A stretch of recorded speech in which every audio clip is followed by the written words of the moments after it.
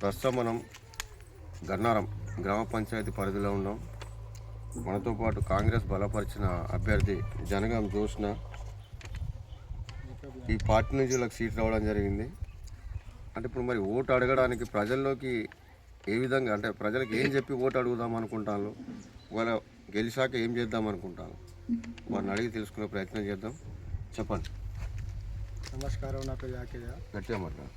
నమస్కారం, నా పేరు యాకయ్య. మా భార్య పేరు జనగాం జోష్న, సర్పంచ్ అభ్యర్థి. నా కాంగ్రెస్ పార్టీ నుంచి టికెట్ కన్ఫర్మ్ అయింది. నేను గ్రామంలో వెళ్ళేటప్పుడు గ్రామంలో ఉన్నటువంటి అభివృద్ధి పనులన్నీ కూడా స్ట్రీట్ లైట్లు కానీ, సిసి రోడ్లు కానీ, గ్రామంలో ఎలాంటి సమస్యలున్నా కూడా పరిష్కారం చేస్తామని వాళ్ళకు గ్రామస్తులకు ప్రజలకు మాట ఇస్తూ ప్రచారానికి ముందుకు వెళ్తున్నాను. అదేవిధంగా మనకు ఎమ్మెల్యే గారు కూడా సహకారం ఉంది. ఎమ్మెల్యే గారు కూడా మన గ్రామానికి కూడా పనిచేస్తున్నానని మాట ఇచ్చింది. అదేవిధంగా ప్రజలకు కూడా ఎమ్మెల్యే గారి సహకారంతో మరి అదేవిధంగా నేను కూడా గ్రామాలలో ప్రచారానికి కూడా అదే చెప్పడం జరుగుతుంది.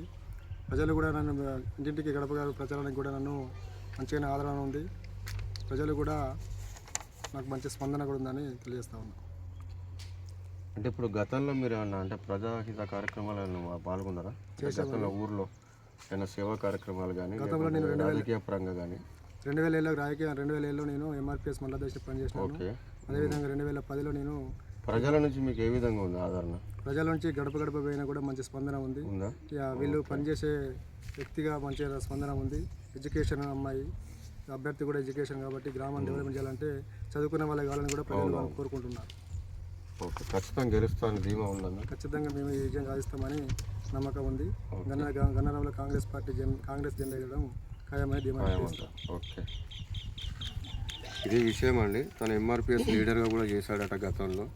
కాబట్టి ఏంటంటే ప్రజలకు అందుబాటులో ఉండి, ఇప్పుడు ఎంఆర్పిఎస్ అంటేనే అర్థమైపోతుంది, ఎందుకనంటే బడుగు బలహీన వర్గాలకు సంబంధించినది. కాబట్టి వాళ్ళలో నుంచి ఇప్పుడు బయటికి రావడం అంటే పార్టీ సీట్ ఇవ్వడం, ప్లస్ ఇంకోటి ఏంటంటే ఎడ్యుకేషన్.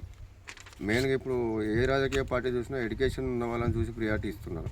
సో అందులో భాగంగా వీళ్ళకు కూడా కాంగ్రెస్ పార్టీ నుంచి సీట్ రావడం జరిగింది. వచ్చే రానున్న కాలంలో గెలిస్తే మాత్రం వీధి లైట్లు కానీ, ఇంకా మిగిలిన చోట్లలో అయిన సీసీ రోడ్లు మీద ఈ డ్రైనేజెస్ కానీ ఇవన్నీ చేపిస్తా అని చెప్పి తను ప్రజలకు హామీ ఇచ్చాడు. కాబట్టి ప్రజలు నాకు ఖచ్చితంగా ఓటేసి గెలిపిస్తారని చెప్పి చెప్తున్నాడు, ధీమా వ్యక్తం చేస్తున్నాడు. పక్కా అంటున్నాడు కాంగ్రెస్ జెండా ఎగరడం. కాబట్టి చూద్దాం ఎంతవరకు అనేది. కెమెరామెన్ కిషోర్తో శ్రీనివాస్.